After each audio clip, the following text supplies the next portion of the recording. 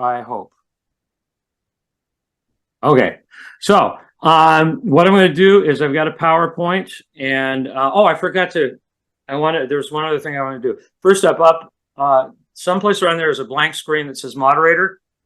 That's Lynn Pauls, and she's going to help me with spotting hands up and stuff like that, because there will be an opportunity to do that. The other thing is I want to go really quickly around the room, and I want you to tell me who you are, what you are, and why you are. And we'll start with Tyler. Who I am, what I am, and why I am? Mm-hmm. I'm Tyler, and I am the Vice President of Marketing with the Seattle Seacordsmen. And I guess in that particular world, I am that because I really love it, and I want the chapter to succeed and do well. And it's a source of so much joy in my life. I want to spread that. Terrific. You nailed about 3 or 4 things I talk about. By the way, the work you're doing with Seacordsmen is outstanding. I've seen a lot of it in the videos you're posting. That's all cool. Let's go to Tim. Yeah, Tim Tillman. I'm the president of the Anchorage Midnight Suns here, and retired. And I think that's also why I got the job. Yeah, retired, moved back to Anchorage, and they said, "Oh, well, yeah." So, but I enjoy herding these cats, so to speak. Cool. Okay, Steve. Oh, unmute. We were desperate, and Tim was exactly what we were looking for, so he's got the job. I'm Steve Stripling, Marketing VP for the Anchorage Midnight Suns, and I think Tyler pretty much said it better. Good points. Same here. Okay. Let's go to Eric. Hi, sorry that I was a little bit late, but I had trouble booking onto the meeting today. It wouldn't let me in for a long time. So anyway, I'm Eric Fitterkall, and I'm the president of Acapella Road here in Calgary. And I'm here just to gather as much information as I can. I'm relatively new to Barbershop, and I just want to learn as much as I can. Thanks. Cool. Let's go to Jamie. Can you hear me now? I'm Jamie. I'm with the Vancouver Thunderbirds, which I joined as soon as I retired to Vancouver. I sang for years out in the East with the Bridgeport chapter of the Harmony Society, and took a few years off, and I'm in Vancouver, very much enjoying the Thunderbird chorus. It was #1 thing on my list to join this group, and I've been with it for about 6 years now, and we have a lot of fun and do some pretty good singing. So Okay. Very happy with the group. I don't think there's anyone here that doesn't know me, but I'll go through this real quick. I'm Greg, and I am started in Barbershop. I finally found out the year 2004, and so I am coming up on 20 years, although I'm probably only an 18-year member, because most of you know there were 2 years I sang Barbershop and didn't pay them dues. And that was during the recession. So, but I have been a broadcaster for 41 years, and 24 years of that was as a sales rep. And so I sold radio advertising, and I thought I was a big marketer. And then I discovered that I only dealt with 1/4 of the marketing scheme, the portion that costs people money. I always had a heart for the smaller businesses, and I've always had a heart for chapters to succeed. And when I saw the toll that COVID was taking on everybody, and I was asked if I would be interested in being a marketing advisor to the chapters, I said, sure. I said, what's the job entail? And nobody knew, so I made it up. And Judy Galloway, our webmaster, challenged me to do a workshop, and I grudgingly said, sure, I'll do a workshop. And that actually turned into 11 workshops last year. And this is the first of 2 for this year. And I plan on doing that. So, and some of it's going to be repeats. So some of you will not be interested in sitting through them again unless I gave you too much information and you didn't know what was going on. So let's dive into this thing that we call an elevator speech. This was originally a 3.5-hour workshop, and I cut it down to 2 hours. And because we are a little bit smaller group, I think we can do this in maybe an hour and a half. But I want to take advantage of the opportunity to discuss and share what you're doing. So the thing that we're going to do is we're going to start off with studying 3 particular areas of exploration. The first that we're going to take a look at is feature. The feature that you have or the feature that your chapter brings to your community. Once we discover a feature, we're going to identify what the benefit is that goes with it, because we want the feature and the benefit to be mentioned in our message. We want to give people a reason for participating as an audience member, or a reason for participating as a member. And then we're going to talk about passion. And passion is as wide as it comes in terms of everybody's got a passion for something within their chapter, or a passion just in life, but they have a hard time expressing it. So part of this is to try and help you figure out how to make a passion statement. I studied commercials that I wrote during my 20 some odd years as a sales rep, and I was in a small radio station, so you wrote your own scripts. And I started paying attention to which ones worked and which ones didn't. And I discovered that one of the things that helped make the advertising work in our particular market was when you could assign some kind of passion behind the desire to make the sale. And the same is true because you're actually making a sale for your chapter when you're inviting a member, or when you're inviting someone to come see your show as part of the audience. So why is it important to have this message? Well, first off, it is your verbal business card.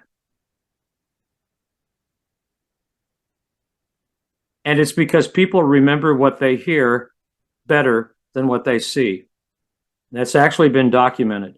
A few of you are old enough to know who Paul Harvey is. A couple probably not, but Paul Harvey was a longtime broadcaster and had a 15-minute radio broadcast, which most radio stations ran at noon, although they fed it at 9 o'clock in the morning.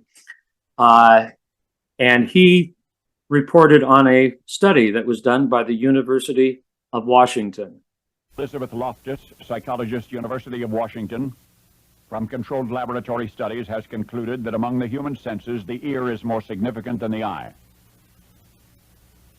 Individual with loss of sight, tested alongside subjects with loss of hearing, presented with a list of words visually and auditorily, and the words were remembered best by individuals who could hear the words rather than by those who could see them.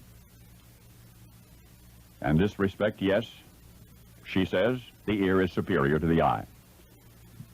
When the eye takes in some picture or visual information, the image registers in iconic memory for 1 second, maybe 2. When the ear takes in the information, it fades away much more slowly, 4 to 5 seconds.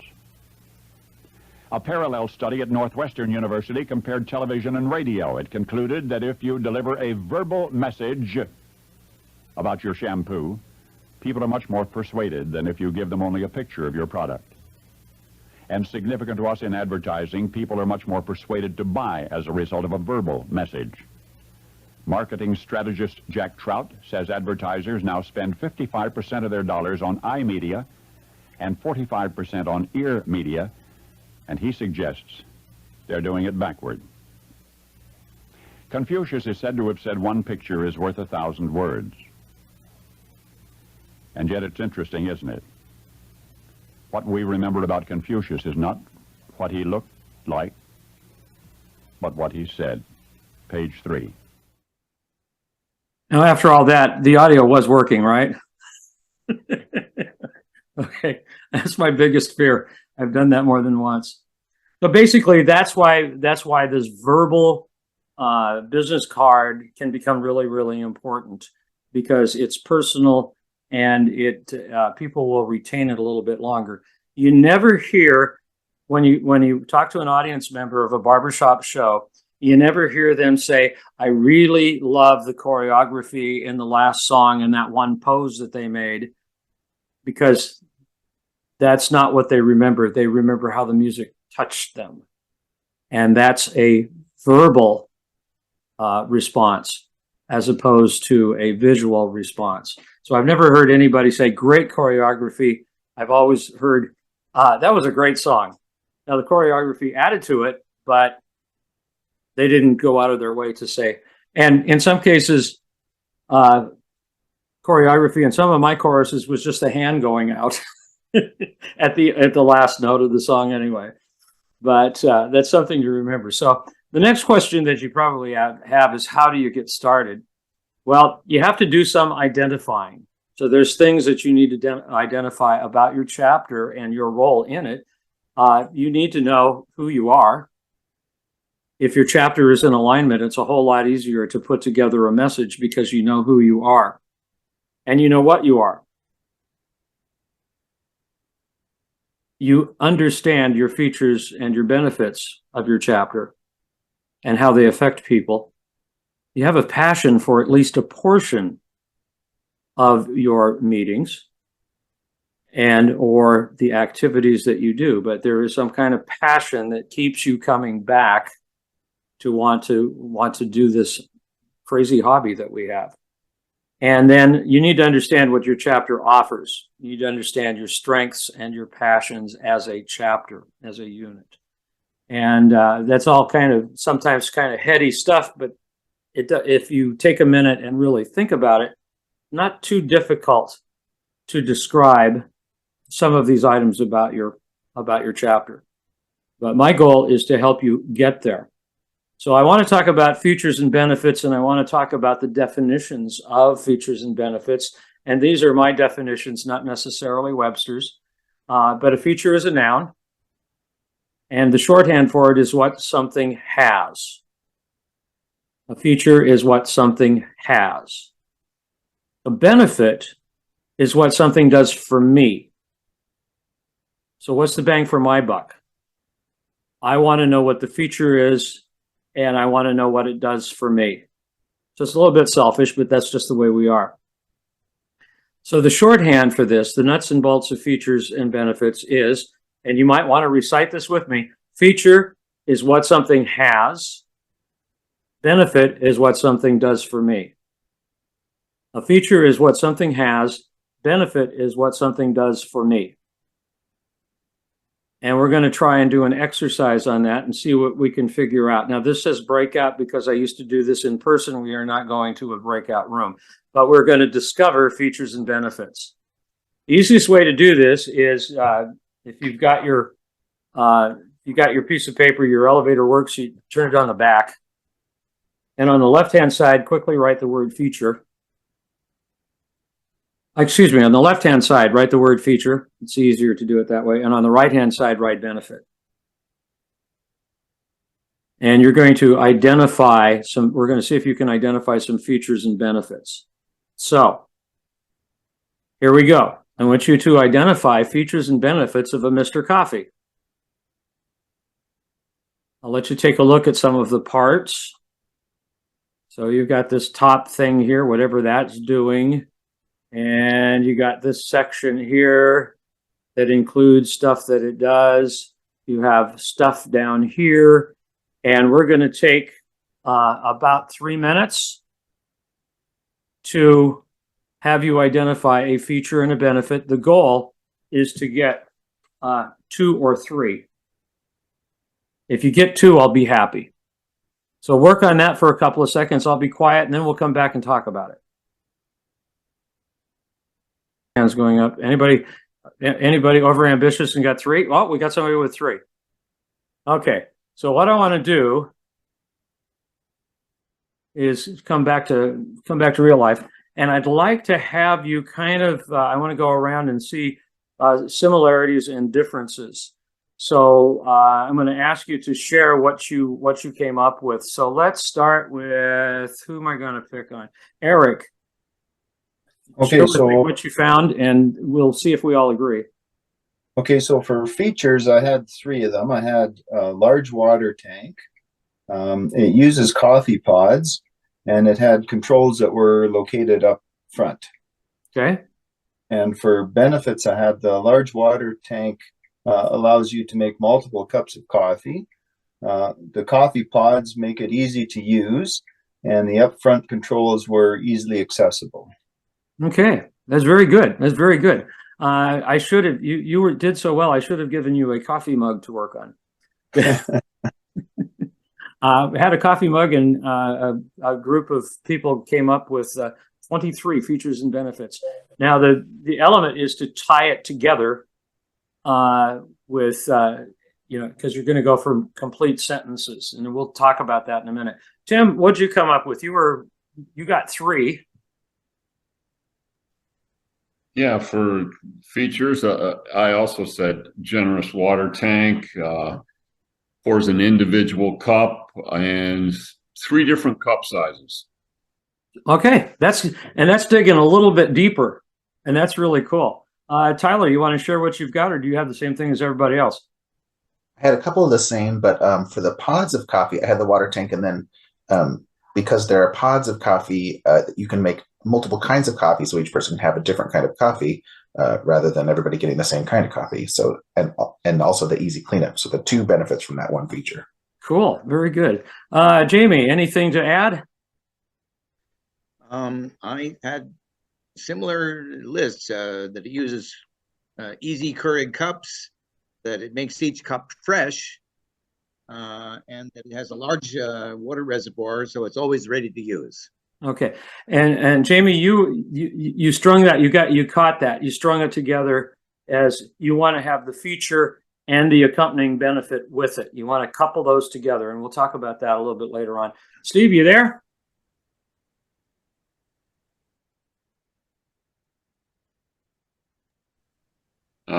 He's just faking it. Okay, we will go ahead and continue. You guys did really well on that. I'm so sorry, proud. I couldn't find my stinking button. Sorry about that. Yeah, anyway, I basically covered the same thing. I just said, plug and play, ease of use, no mess, cartridges or ground. Yeah. And just that kind of bullet points. I didn't get too flowery. I hadn't got, I wasn't like you guys where you're educated in front, with a pen and a piece of paper. I've got to use a pencil anyway. But I'm really pleased because I think you probably are already understanding where this is going to go. But let's go back, and the results report is what we just did. Let's continue on talking about features and benefits for a little bit more. There's a couple of things that you should have discovered, and that some features only become benefits with use. If you don't use it, it's just a feature. Once you use it and you've uncovered the benefit of the use, then you have the whole thing. Or to say it another way, a benefit is not realized until the feature is used. And so it's really important that you couple together the feature and the benefit, because it is really an equation. So your feature equals your benefit. If you were, I'm not a math person, but I do know that if you leave an element out of the equation, then you're top heavy one way. And so this is an equation. You have your feature and you have your benefit, or you have your benefit and your feature, but you need both sides of the equation to work it out. I'll give you an example. I had a friend who sold radio advertising. Steve will probably relate to this. Sold radio advertising. He was really struggling, so the boss asked me to ride along with him. And so we did a cold call together, and I let him handle the cold call.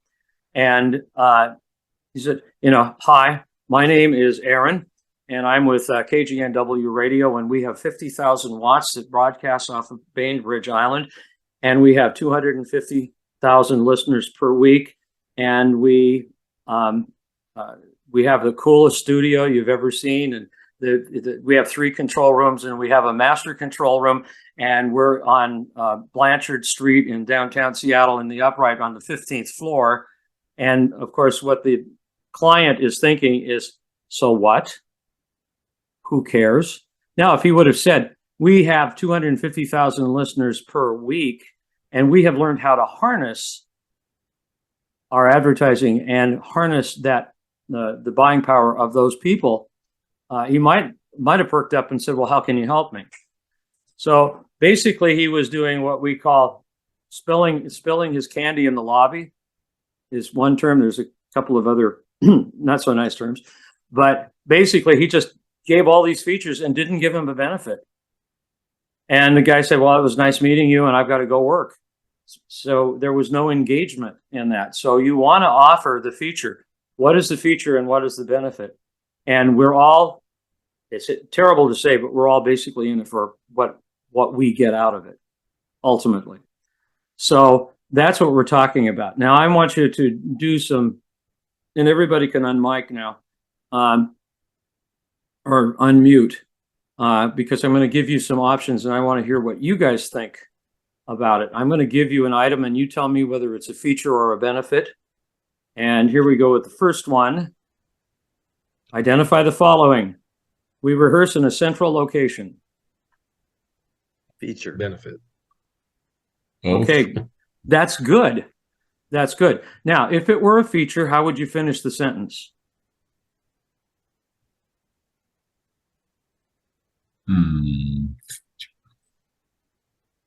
We rehearse in a central location as my feature. What's the benefit? That's easily accessible.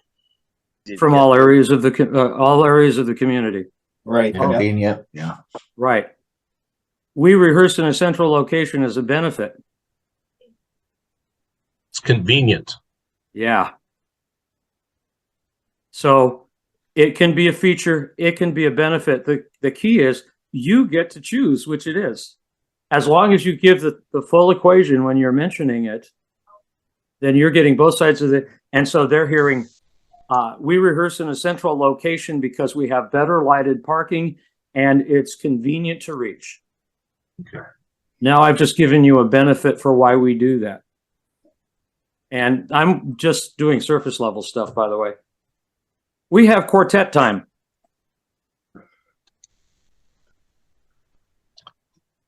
Feature. I would agree it's a feature until you get somebody into a quartet. Don't lie. I was going to say. And then it becomes a benefit. So sometimes, sometimes the benefit is not realized until, or the feature is not. No, the benefit is not realized until the feature is used. So we have quartet time. I would say that is, we have our chorus encourages quartet. Yes. So we have quartet time so that we help you with your practice in your quartet. So we take we take 30 minutes of our normal week so you can go practice and learn a song with your quartet. So it can be either. I would lean toward feature more than benefit, because what I want to do is I want them to know that it's available. And now my next step is to try and get them involved. So Cookies and coffee at break. Oh, I'm sorry. Go ahead. I was just going to say the one about the quartet time, you could change that or morph that into a benefit, because you could say something like, we have quartet time, which allows people to show their skills in a quartet setting, which also improves us as a chorus. Yeah. So you could, you guys you're realizing that there's a lot more to this than just I want to invite you to my chorus, because there's a lot more. Cookies and coffee at break.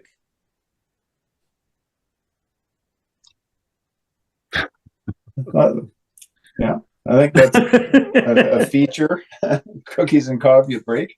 And the benefit would be that you get to have some social time with the rest of the members of the chorus. Right, exactly. Or as my good friend Ken Antonio says, come for the singing, stay for the cookies. So, And that goes for the beer afterwards too. yeah, there you go. Let's go to Timmy's. We do 2 shows a year. Feature.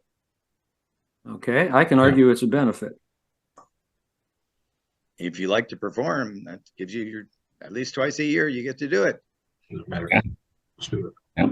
I've spent every frickin' Tuesday night learning this material, and I want to perform it for somebody. So, for some people it'll be a feature, some people it'll be a benefit, but you get to help decide if you were to ever use that. Sometimes you have a feature before use that becomes a benefit after use, and that's the point of this whole thing. But it means that you have to do a little bit of thinking on your own to figure out just exactly what the Seattle chordsmen are. What is Acapella Road? What is that really? And what is it offering people? Anchorage Midnight Suns, they just go out and capture anybody because they can. But, We use force up here, pal. yeah, there you go. Okay. There is the 44 Magnum close. So we're going to do a little bit of a paradigm shift because we've been basically talking about a feature is something it has and a benefit is something it does for me. I want to change the paradigm just a little bit. Your chapter feature is what's unique about your chapter. What's unique about our chapter? Why do I have the word have there? What's unique about our chapter? And the benefit is how it increases the success of a member or success of the audience. So we're talking about the chapter, and we're thinking about what sets us apart and what makes us unique, and what the heck does that mean for someone else? You already know what your chapter does for you. Does that translate to somebody that you're talking to? If you're talking to an individual, it's a lot easier because you're going to be able to answer questions or ask questions and learn more about where they are in their journey if they're interested in singing. If you're talking in front of a large group, then you need to think about what kind of success are you going to what kind of success are you offering, and you have to know your audience. That article that I said please don't read until we're done, that's all about how to figure out all that stuff. So we're going to do a features and benefit breakout. On the front of your worksheet is a square that says inventory my features and benefits. I'd like you to come up with 2 or 3 if you can, but it's your feature and the benefit, not just identify the feature. So always think of it in terms of both. We do this because it benefits this. The feature needs to derive some kind of a benefit. And this is basically where you're going to get to write down and put them in complete sentences, because that will help you down the road. And I will give you about 5 minutes and go.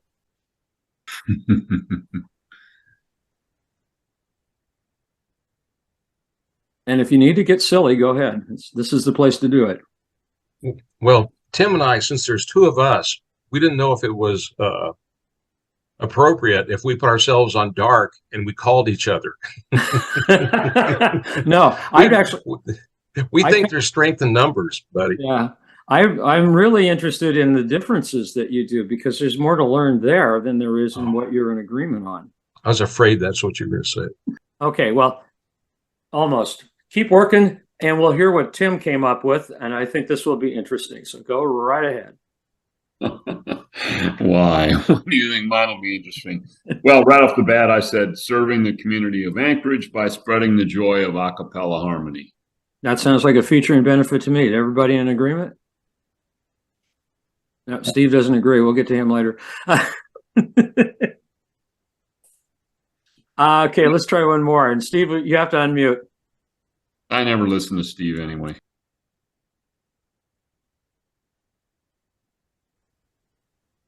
I see his lips moving. Yeah, Steve, you're.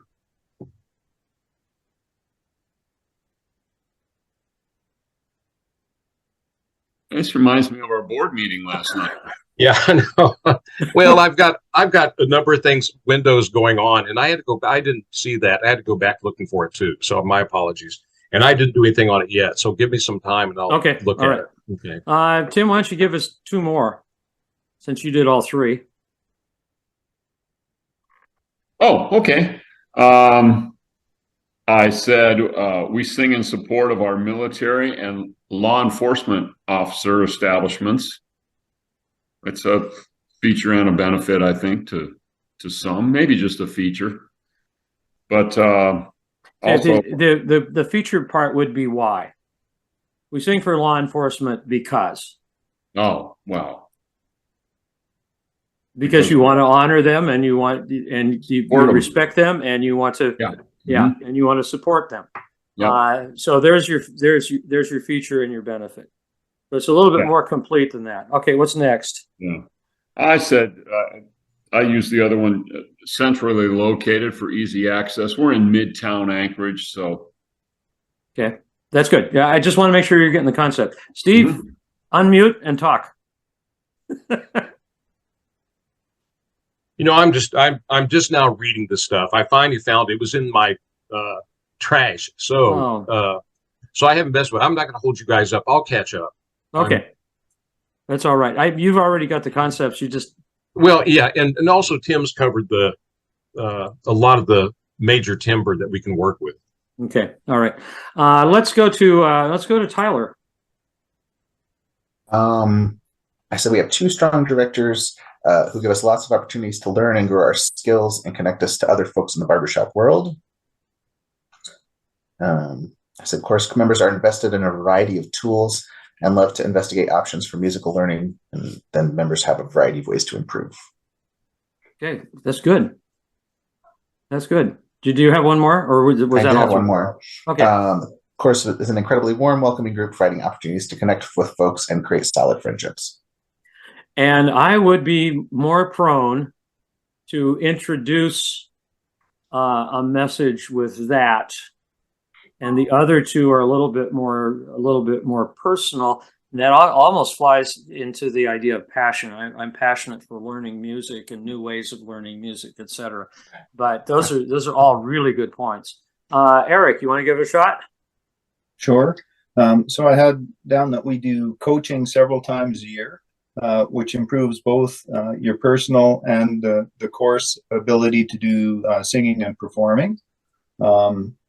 We do yearly sing-outs at our local hospices at Christmas time, and it gives you a really warm feeling inside when you bring a little bit of joy to people's lives when they most need it. And we do 2 shows per year, but our Christmas show is used to generate money for the local food bank. So all the profits from our Christmas show are donated to the food bank. And again, it's just another feel-good opportunity for you if you're part of our course. You guys are really good at this. Jamie, you want to give it a shot? We're a small enough group so that you get to know everybody. We have a convenient location.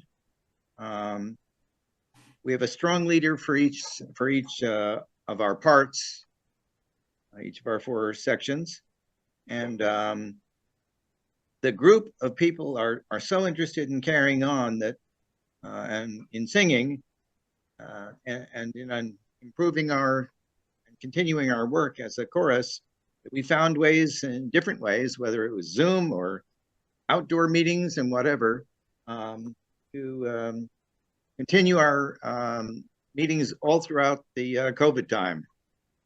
We even got on the local television and called, because we had what we called barbershop meetings for a while, with 100-foot long cords leading to our cars. We met in a parking lot and we tuned into and got to hear each other all together on FM radio. That's really cool. And that is something that's probably really unique to the singing community, because I'd never heard of anything like that before until COVID hit. And some people were really really thinking. Those are all good. Some of them lean more toward features without having the benefit, but that's okay. This is a learning thing. So give me what was your very first one? Small enough to get to know everybody. Okay. We're a small, intimate group, and that gives you the opportunity for fellowship and caring. There's something like that, or that gives you more opportunity for fellowship if fellowship is what they're interested in. But that kind of strings it together into a sentence form, because when you get down to trying to actually write one of these sentences that you just wrote will help you. And that's why I like them in a sentence form. But everything that you talked about, Jamie, was spot on. Might want to just flush some of that out a little bit. So are we all basically kind of getting this a little bit? Steve, are you caught up or you need more time?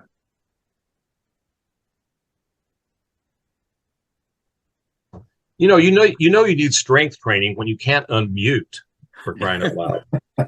It's been a long day, fellas. No, it's I'm just catching up, because what I've been doing is I finally found the worksheets and was downloading that and working on it. And just in listening to the guys, what I do is basically take the stuff and edit it down, because I like Joe hits John kind of stuff. And it starts with what you're talking about. And I was coming up with things like fun, close knit, performing a cappella men's chorus. That's the kind of stuff I try to build on, and then build from there and add the stuff along the way. But I really appreciate the thinking and rethinking again about the features benefit strategy. Yeah, it is good. really so much of this stares us in the face all the time. And every ad that you have seen contains these elements, but we never think about using it for ourselves or for our organizations. We just think that that's all Wall Street. Well, you know what? You are your own Wall Street.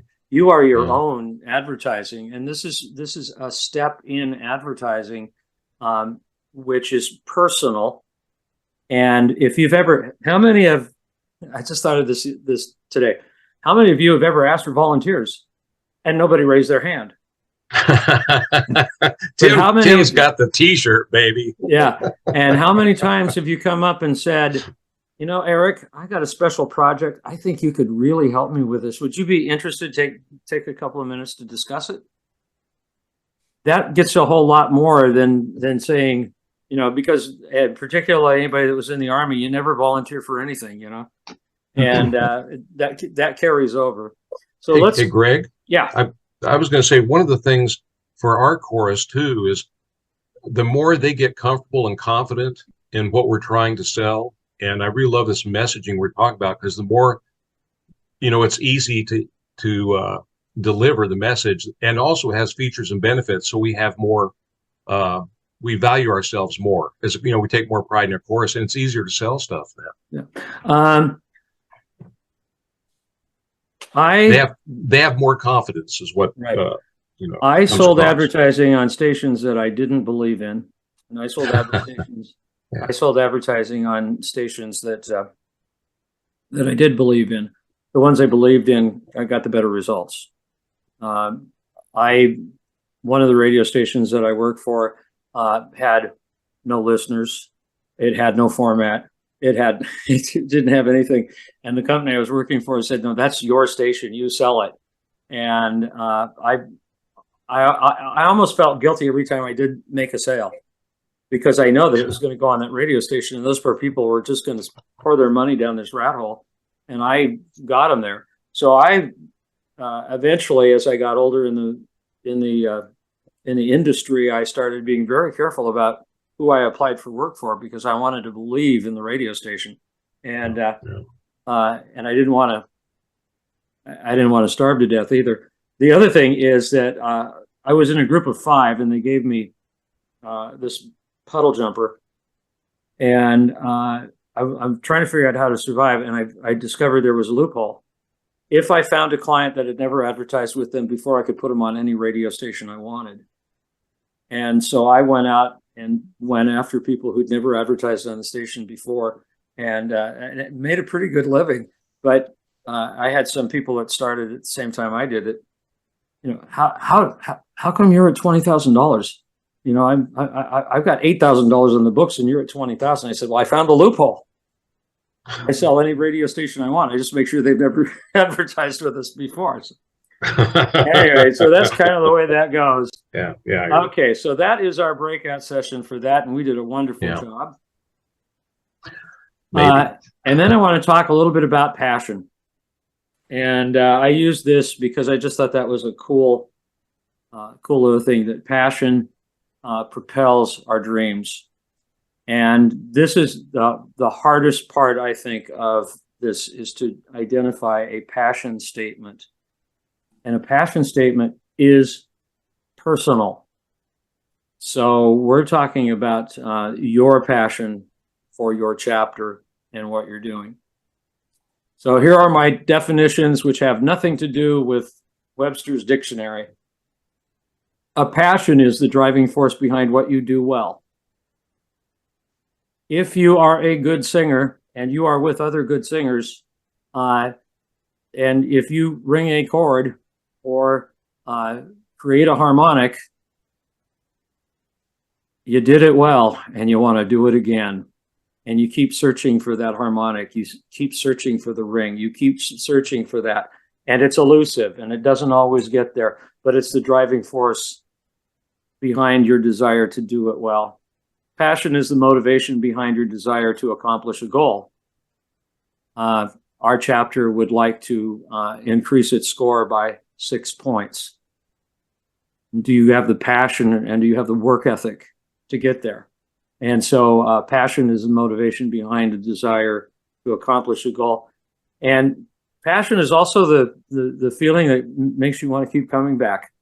First time I heard 4 voices and 5 notes, I had chills go up and down my back. And that night we were able to produce it 4 or 5 times.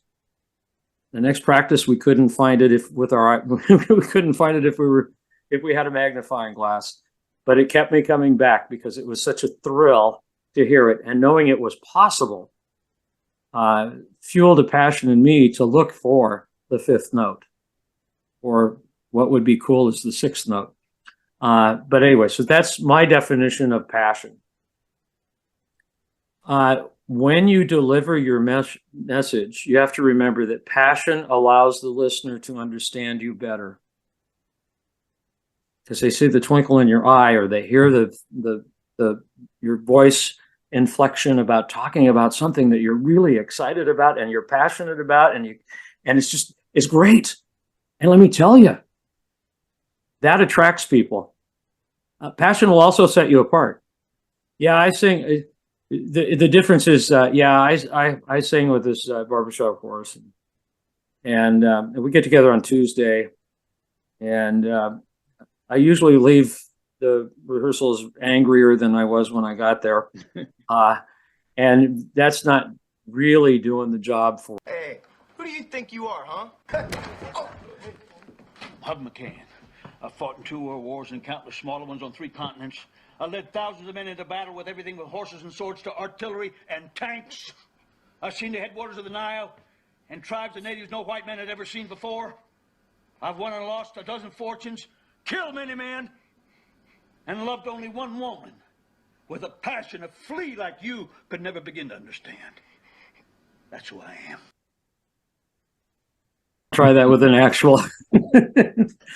But people with passion attract other people. And I just love this bit. If you haven't seen it, it's Secondhand Lions. It's a great movie. But anyway, so understanding your passion, and people are attracted to people that can share their passion.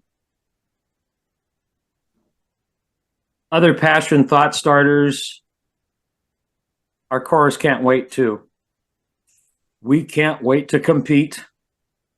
We can't wait for our annual show. We can't wait for our Christmas show, whatever it is. Our chorus can't do it. Another example of passion. We see ourselves successful at raising money for the poor. we see ourselves successful at singing for and supporting our law enforcement officers. When we do this, we feel good about the group. So what is it that you do?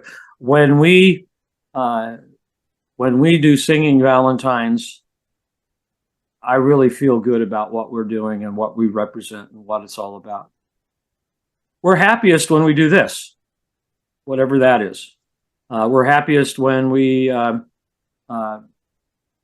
play quartet roulette. We're happiest when we are, and just think of the things that you do in a chapter meeting that makes you happy, or in a performance. And it doesn't have to always be about performance. It can be about, we do this thing where we tag people out and we sing one song and it just keeps rotating. I don't know what it's called, but I love it. Well, when you're doing that and you're happy, it's worth sharing with somebody as to what you're doing. We can see our chorus excelling because just whatever. You do not have to use, because I'm going to ask you to write a passion statement when we get down to writing this thing. You don't have to use the word I'm passionate about. It's more, we do this and I want to see or hear your passion as to what you're doing. And once again, tonight, all you're going to do is do a rough draft of what it might be. Okay.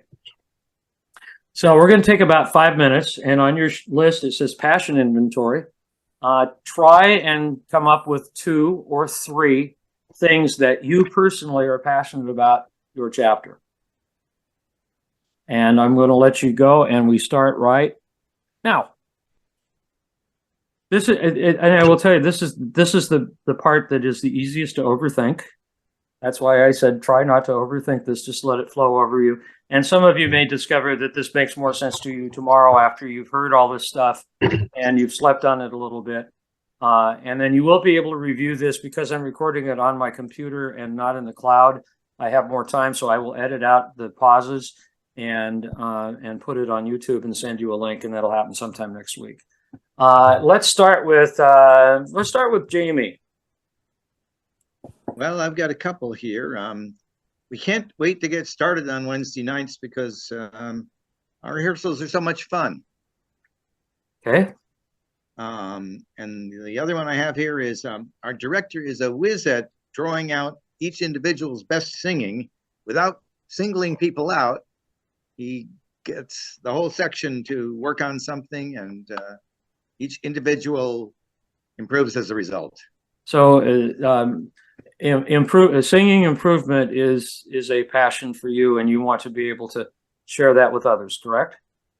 Right. Okay, good. Let's go to Steve. You're unmuted. Well, I'm there. I can't believe it. I put down we're all about education and community outreach. We pursue vocal improvement, not perfection. We perform fun a cappella arrangements. A good group of guys to hang out with. Okay, I like the good group of guys to hang out with as much as anything. But yeah, that's really good. And now you have to figure out how to incorporate it into what the stupid thing I'm talking about. Tyler, I'll get there, pal. My apology. I have. We're so happy when we sing to retirement communities and see the twinkle in their eyes. And then I said the chorus is excited to make our competition songs as amazing as they can be and do our best in October. Good. And that's something to be passionate about. Eric? Okay, I sort of talked this from a personal angle instead of more of a course angle. And I said that I'm the happiest when I see the reactions of the people in our audiences. I've seen people singing along with smiles on their faces, and also seen people shedding tears when moved by an emotional song that we do well. And see, that actually, that resonates a little bit better than trying to do it corporately. It resonates a little bit better because I can relate to that immediately. There was, in the Singing Valentine's workshop, and I can't remember who it was, talked about the joy that he was, and he actually almost brought me to tears because of the way he had such a passion for it, and it just gushed out of him. Now it's a heck of a lot longer than 30 seconds, which is our goal at this point, but that resonates really well. But you also have to think that resonating with some people, depending upon who you're talking about, the fact of I'm passionate about the education and the vocal training that I'm getting, that might resonate with some people. So it would kind of be like Jamie's was kind of geared more towards somebody that is a singer that he's trying to get in, or that type of thing. And Eric, you were a little bit more global in what you were talking about. But they're both solid points. So there's no wrong answer here. And you guys are doing amazingly well. Tim, let's try you. I think you're the end of the road here. Yeah. I said we love supporting the Anchorage arts by singing in various venues around town. More? You want more? Huh? One more. We have a fantastic and well-educated director that does a great job of pulling the best out of us. We got a good one. I'm really glad you guys are back in your directors. It's cool. Yeah. I have to go wave my arms in front of the church crowd tomorrow or Sunday. Yeah. Okay, so that was our breakout, and the other question that you need to ask yourself in your message, because we're talking about the entire message at this point, is do you pass SWT, which is the so what test? If you're giving me information that I don't care about, guess what? I don't care about it. This here again is a little bit about gauging who you're talking to. And it's different talking to, there's two kinds of yous, Y-O-U. There's you, which is singular, where I'm talking to you, Eric. And then there's you, where I'm talking really broad, and I'm in a coliseum, and are you having a good time tonight? We need to narrow this down a little bit, but you have to know that the audience or who you're talking about actually sort of kind of cares about what you're talking about. So my suggestion is when you come up with something, you take it to a pair of ears that doesn't know what you've done and read it to them and see what their reaction is. And if it's so what, then you need to go back and rewrite. My little spiel with I'm an energetic communicator, a lifelong learner, and I love to help people find their own personal aha moments, because I understand that their success is my success. Took me a year and a half to write. And then I had to learn, I just delivered it by route. I had to learn to deliver it as if it were fresh every time I said it. And those are two skills that you're not going to learn in this class. You got to figure that one out on your own. So once you pass the so what test, the next step is your preparation, because nothing's going to happen unless you actually prepare it. So your message must be concise, condensed, compelling, and consistent. And I'll tell you my favorite singing Valentine story. I was networking with about 4 different network groups. And a guy by the name of Tom Melberg was also in those networking groups. And I normally got up and said, I'm with this radio station and this is what I do, and I can help you with blah, blah, blah. And I decided that everybody knew what I did. I'd been going there for a long time. So I stood up and said, Mike, Barbershop Chorus is doing Singing Valentines, and they're this much money, and talk to me after the meeting, and I will be more than happy to share with you what we can do. And we go out in person, and I did this thing about Singing Valentines, and Tom was in the room, and got to him as they were going around the room, everybody giving their little network commercial, and he stood up and said what he did. The next day, I'm at the meeting, and I go through the spiel about Singing Valentines again, and Tom is sitting a couple seats away from me, and he gets up and he does his thing. And on the third day, he was sitting across from me at the table, and I got up, I did the spiel, and it was pretty much the same thing that I'd said the 2 days before. So this was the third time, and we went around the room. The fourth time, Tom was sitting exactly next to me. And I got up and I said, I gave the spiel about singing Valentine's. And as I sat down, Tom looked at me and said, "You sang? You sing?" "So do I." And it took me that many times for it to sink in to mean anything. Afterwards, we met. He became a member of my chapter. I sang with him in a quartet off and on, and all this kind of stuff. But it took forever. And that's one of the reasons that you have to have a consistent message. Obviously, it took a long time for him to understand it was compelling. It was condensed, it was concise, but it was consistent. And the consistent part is what won over.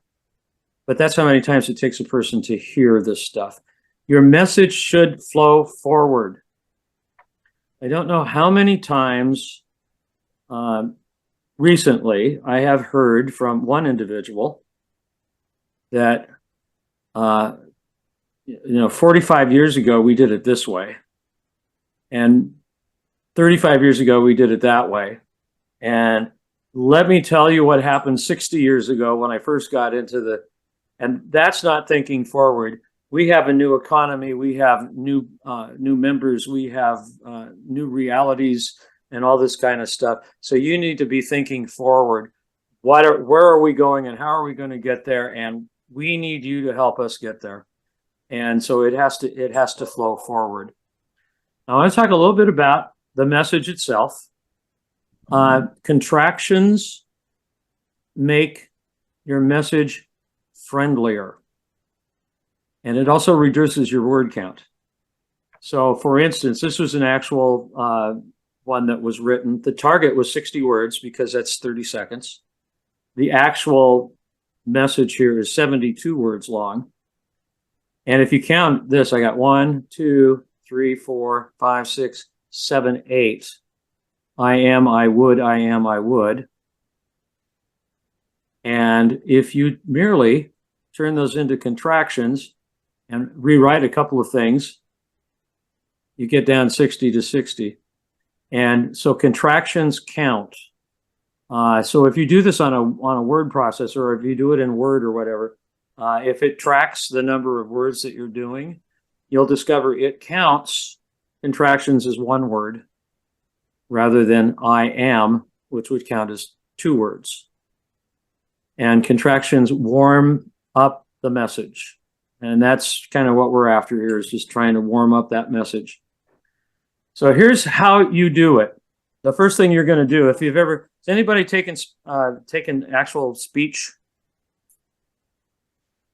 Okay. Tim, do you remember the 3 elements of a speech? Tell them what you're going to tell them, tell them what you told them. Yes, exactly.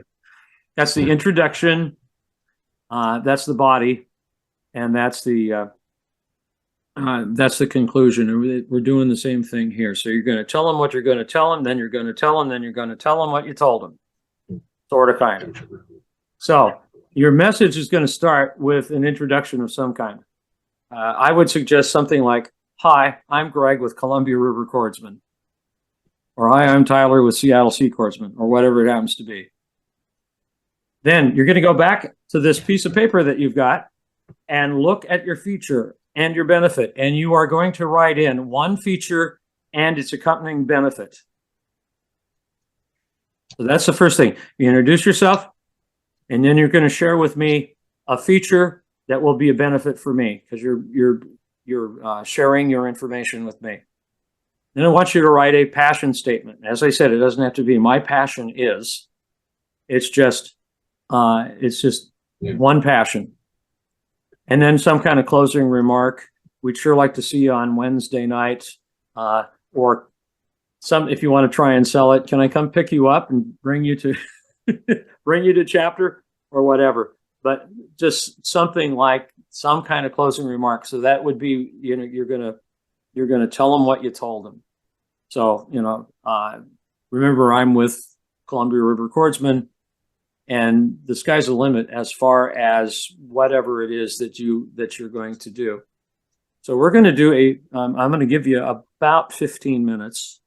If you're done sooner, please put your hand up so that I know that you're done, because 15 minutes is really going to eat into our time together. But I want you to start working on it and see what you can write. And 60 words is what you want.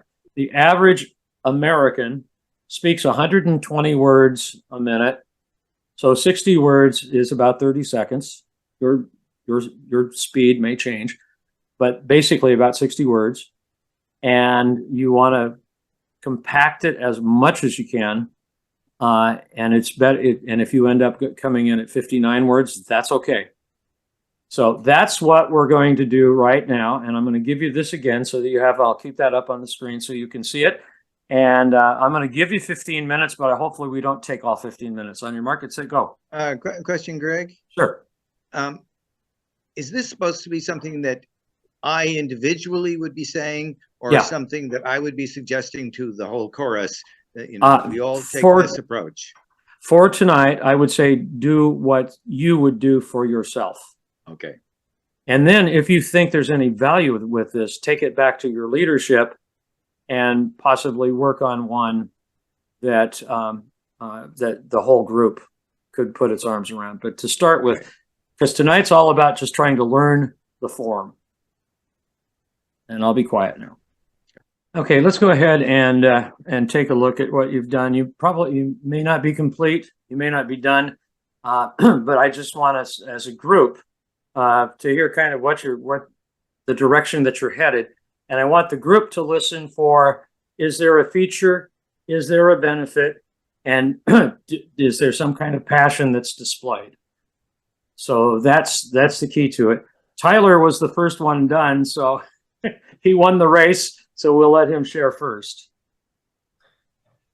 Mine is, hi, I'm Tyler, a member of the Seattle Seacorsman Barbershop Chorus. We're an incredibly warm, welcoming group who have lots of fun and form lifelong friendships.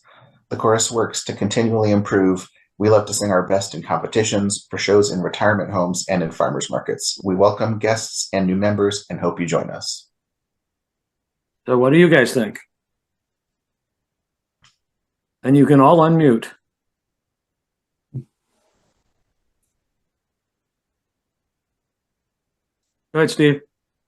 I knew you were going to make me follow Tyler, for crying out loud. I mean, this is, I'm never as flowery as mine lacks passion. It's what mine does.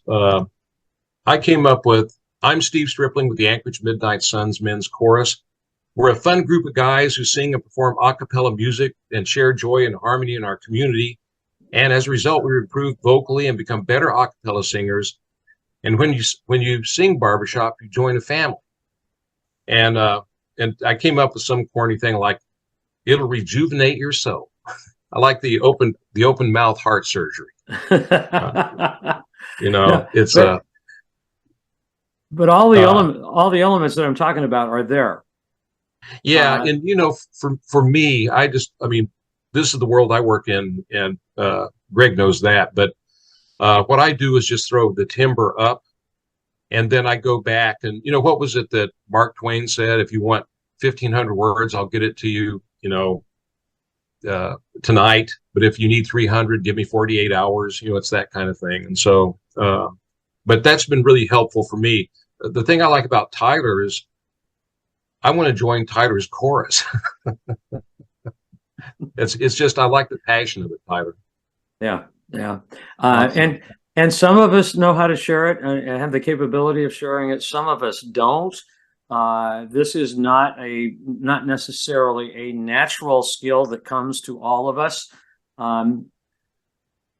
It can be learned and that type of thing, but you can't, the one element you can't fake. Well, I suppose you could fake it till you make it, but it is the passion. The reason that you are in your particular group doing your particular thing, and what is that passion? I was going to ask a question, Greg, and Sure. just asking Tyler. Tyler, when you see what you've written, I mean, do you see ways that you would shorten it down, or what? When you're looking at it, what's your process? Because you seem to have a real good grasp of your chorus. I think, I did sort of cut, because I did print the paper, but I left it downstairs. So I am using a notepad to do mine. So I actually cut and paste the thing from before, and I kind of smushed them together, and I contracted some things because my instinct wasn't, I was typing it out without that. Yeah, and it's 60, it's exactly 60 actually, but I think it could be a little denser to pack a little bit more punch. But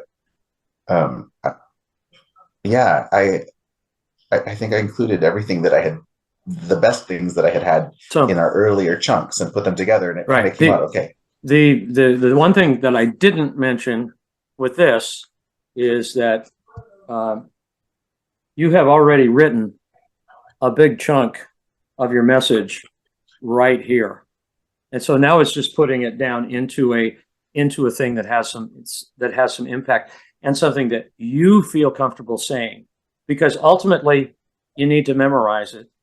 And then you can't go, let's see, I'm Greg. I'm an energetic communicator, a lifelong learner, and I love to help people find their own personal aha moments, because, obviously that's not going to work. So it's got to be in your words. It's got to be your thing, but you have to memorize it so that you can tell it as opposed to recite it. And you need to tell it every time. And I've got some bad news coming up here about that in a second anyway. Jim, let's take a listen to what you have. I don't know, mine's a little looser, I guess. Hi, my name's Tim Tillman. I'm a member of the Midnight Suns a cappella chorus. We're a fun bunch of guys that really enjoy making music together. We've got a fantastic director whose education and experience allows him to get the best sound out of each member. We'd love for you to come visit us Monday night at 7 p.m. 61 words. Cool. Greatness. And see, all the elements were there, and I felt the passion. And even though you were being a little silly about it, the passion was there, because passion can be fun. It's not a sad thing. Passion is what I really like to do. I am very passionate about singing in my quartet. And my passion is coming from every time we lock a string of chords together. And we are totally together, and we are a very young quartet in terms of our skills, but and that's just a joy, and that's a passion. So passion is not necessarily a downer thing. There's nothing wrong with being very, very succinct in what you're saying. In Steve's case, of getting right there to it, you guys have one thing in common, and you're writing separately, but you have one thing in common: you're a fun bunch of guys. And we are, yeah, and that comes through, and that's a passion, because wow, I always thought, what makes me go back to chapter, and why do I pay to do this thing? And there's got to be something more than my dues and just going to chapter. And for me, COVID really screwed me up. But when I was with Harmony Kings, it was the activities that we had. It was the times that we went and sang for people. Harmony Kings is one of the better known local choruses, because the first year I was president, we did 26 sing-outs. Wow. Not counting contests. And all of them, 90% of them were paid. 10% of them were gifts from the chorus, but 90% of them were paid. And that's a lot of work, but the guys that do it really were passionate about it. Okay, I'm getting a little tight on time, so let's go to Eric real quick. Okay. Hi, I'm Eric Fitterkal. I sing with A Cappella Road, a fantastic group of guys who perform at various venues in Calgary. We make great music and bring a lot of joy to our audiences, as well as raising money for charity. It's an incredible experience. Come join us and be part of our experience. Like it. You've got all the elements. Yeah. That was really good. Jamie, let's try you real quick. Oh, unmute. Hi, I'm Jamie. I sing with the Vancouver Thunderbird Chorus. It's now a mixed chorus, traditionally a men's group only, but we have women in it also at this point. And we sing in that close harmony style that can just make us chill run through your body when we do it get just right. Okay, I think I know what the passion is. It's the chill. We feel that, and we like to think we see it in their eyes that the audience members do too. So we meet every week. We have a great director. We've got other musically very talented and educated music people, so we keep feeling that we're getting better and having fun doing it. Okay. The concept of 30 seconds is if you don't grab somebody's attention in the first 5 or 6 seconds, you've lost them all totally. So you need to, and that's why I kind of stress trying to learn it to do, have a meaningful message that's 30 seconds or 25 seconds or 20 seconds, and get them to ask you questions. And that's when the real communication gets, and that's obviously if you're only one-on-one. If you're in front of an audience, if you're at the Rotary Club, that's a different thing. But you kind of target it. Now, Jamie, you had asked something about coming up with something for the whole chapter. And it made me think back to Olive Valley Harmonizers, which was my third chorus, that unfortunately didn't survive. But we had come up with a thing for all of the chorus members to use, which was kind of I know there's a name for it, but the corporate goal or whatever, the corporate slogan. And it was that Puyallup Valley Harmonizers is in pursuit of joy, excellence, and fellowship through singing.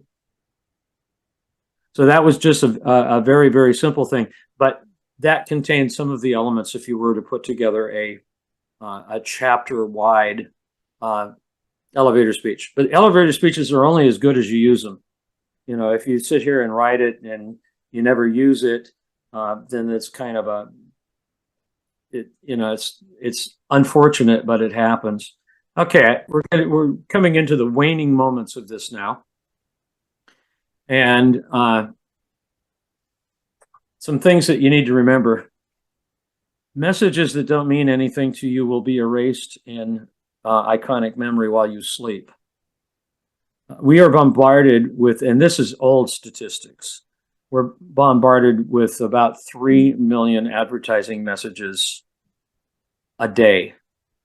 That's probably way up because of the internet, and especially if you're playing games that have commercials added to them and stuff, you're getting a ton of messages.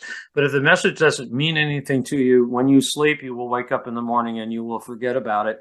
And that's why advertisers advertise every day of the week, because they know that. The most effective advertising works best when you're in need of the product. So if you walk out and you look at your car every day and your tires are fine, you drive off, you really don't think about it. You walk out and have a flat tire, and the first thing you're going to think of is someplace to take it. In my case, it would be Les Schwab. I got to get to Les Schwab. They have created top of mind awareness with me, but I don't think about them until I need them. So that's why I keep saying that what you do has to be consistent. It's got to carry on. I must repeat my message frequently with passion and clarity. So you want to know what you're going to say, how you're going to say it. And once you have it written and memorized, you stop worrying about what you're going to say and you start thinking about how am I going to say it, which is the more important part of the equation anyway. When I'm sick of my message, people are now beginning to understand. So think about Tom and all the times I talked about singing Valentine's, and it took him, the fourth time, you finally go, oh, you sing? And I was in a singing Valentine quartet with him a year later. My message has a purpose. I got to keep my eye on the prize. So I got to know what it is that I'm attempting to accomplish, and only you can decide that. You're the only one. Now I've written it. What the heck do I do with it? Well, it will answer the horrible question about tell me about your chapter. It gives you something to say. This is a verbal form that we're talking about, but you can put it on your answering machine as a greeting. Hi, if you've reached me on Tuesday night, I'm at Tacoma Vocal Standard, and we are doing this and we are doing that, and I can put together feature, benefit, and my passion for the group. So you can do that. Since I prefer verbal, but it is also written, so you can use it in your chapter correspondence. Maybe as a little short section of it as part of your correspondence, maybe in your header. Just some kind of like pursuing joy, excellence, and fellowship through singing, something like that. You can put it in your chapter literature, obviously. You can use a short version on a business card. So maybe this example that I have for chapter wide, in pursuit of joy, in pursuit of joy, excellence, and fellowship, and that might work for you. It might become a slug line for a chapter as itself, and then wherever your imagination takes you, wherever. It's just don't limit yourself. Go ahead and use it wherever you can. And remember, you've got to be concise, condensed, compelling, and consistent. And the consistent part definitely is there. I worked for a radio station that always got good ratings, but everybody laughed about the radio station because it was kind of poorly done, kind of poorly presented. And it finally dawned on me, it wasn't whether it was a good radio station or a bad radio station. It was consistent. It was consistently bad, but it was consistent. And that has something to do with what we're doing. And with that, my portion of this is done, and I'm opening it up for any kind of questions or comments that you guys have.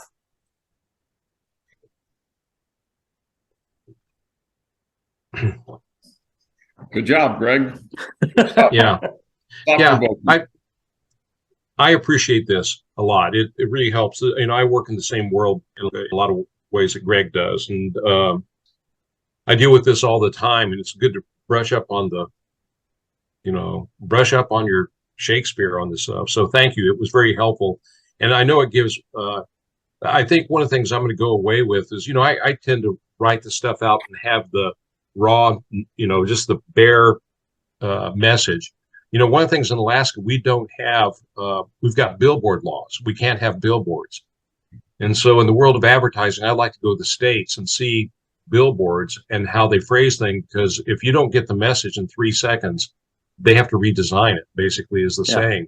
So I like to find those kind of real meaty benefits and features, and then say it the way Tim did or the way Tyler did.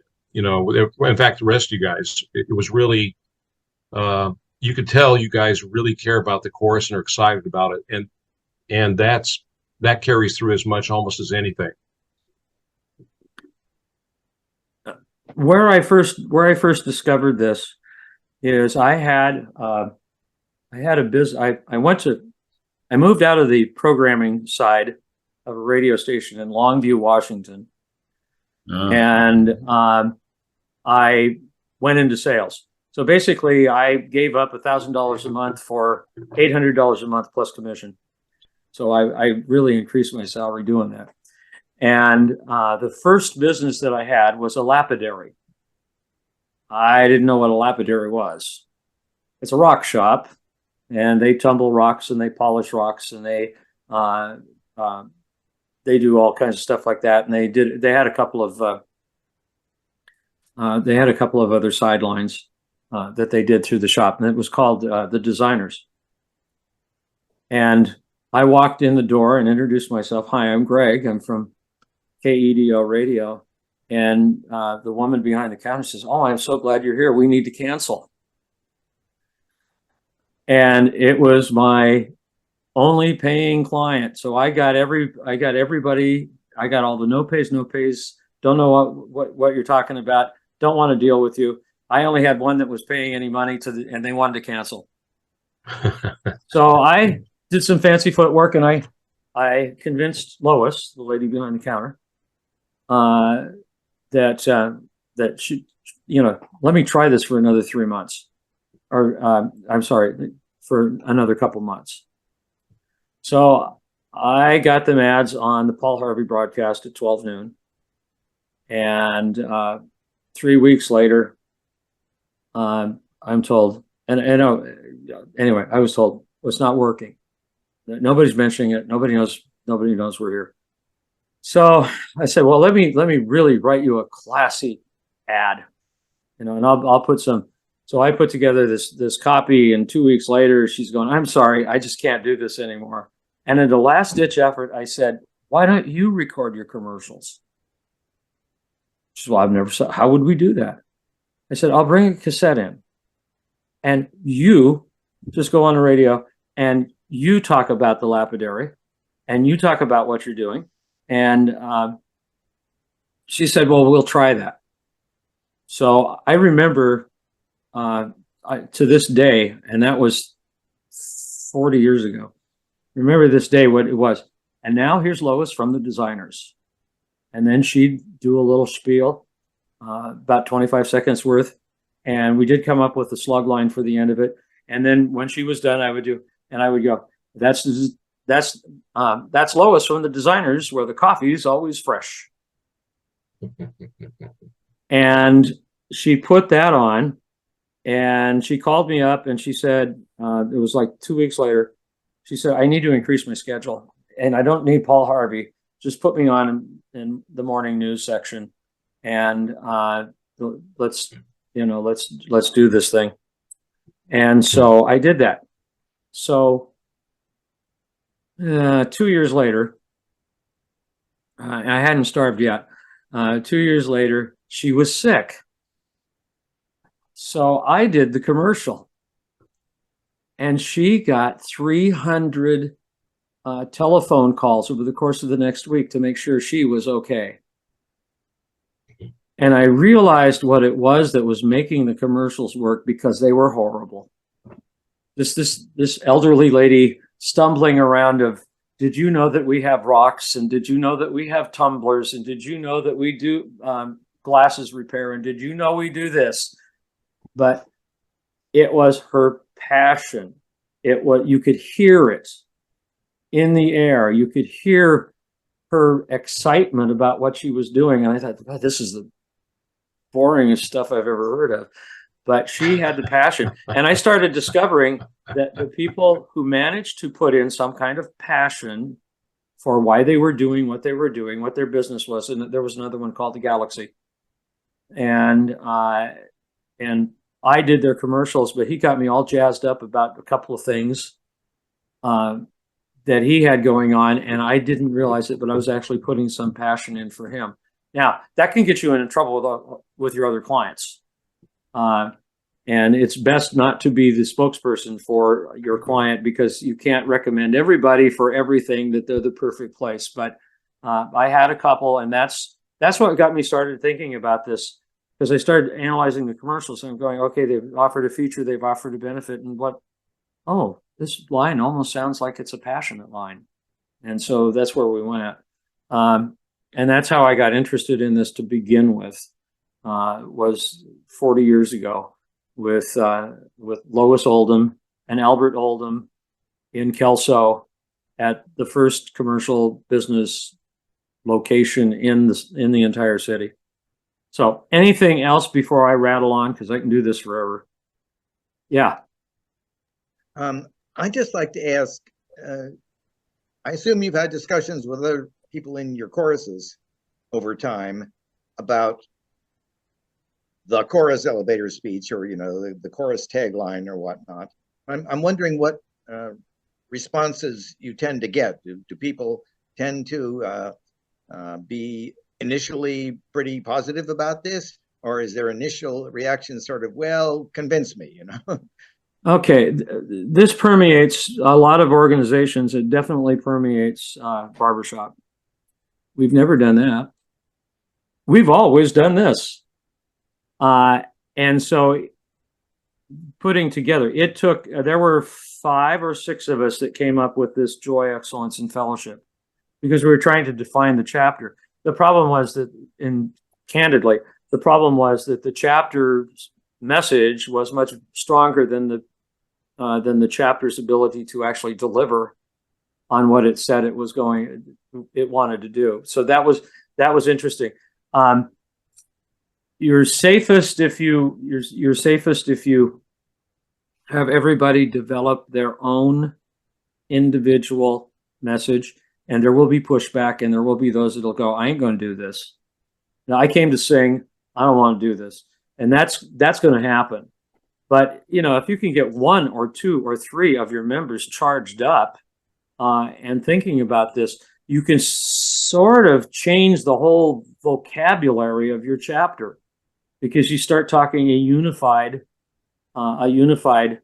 message. And that's what you want. Now, within that unified message, there can be variations. You can do, hi, I'm with Puyallup Valley Harmonizers, and we sing Barbershop every Tuesday night, and we offer the ability to improve your singing skills. And we offer, I'm thinking off the top of my head, we offer the opportunity to discover joy, excellence, and fellowship. That might be my take. Somebody else is going to have a different take. I think it's more important if they kind of get the idea that we want to stress our features and benefits, not just the features, because the features are, we rehearse on Tuesday night at Bellarmine High School, and we're there till we rehearse from 7 to 9:30, and we do this and we do that. And the question is, now all of a sudden I'm not passing the so what test because they don't care.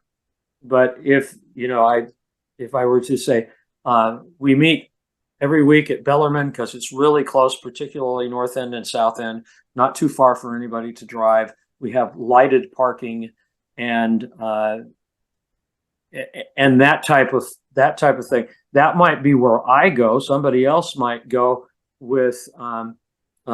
I love the fact that we have a new repertoire every 6 months.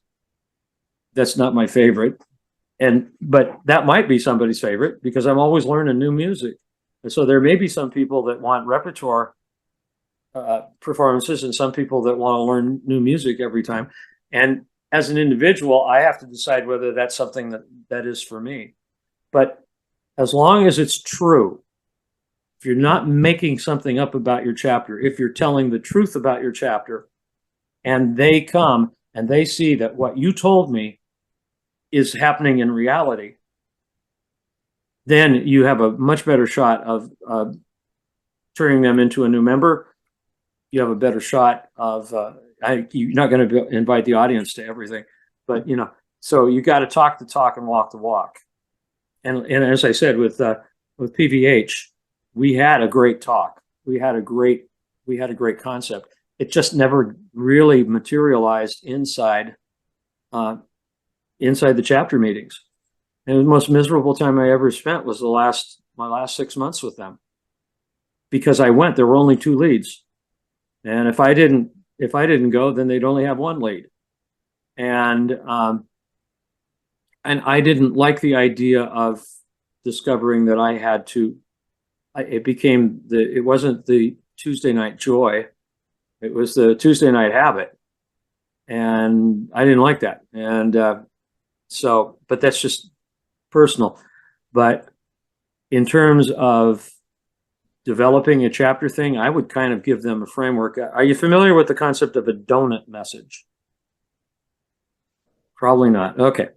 A donut message is a standard introduction and a standard close and or ending, and then everything else in the middle can be whatever it is that you want. So I'll give you an example. Now here's Lois from the Designers. And then that was Lois from the Designers, 300 North 1st Street in Kelso, where the coffee's always fresh.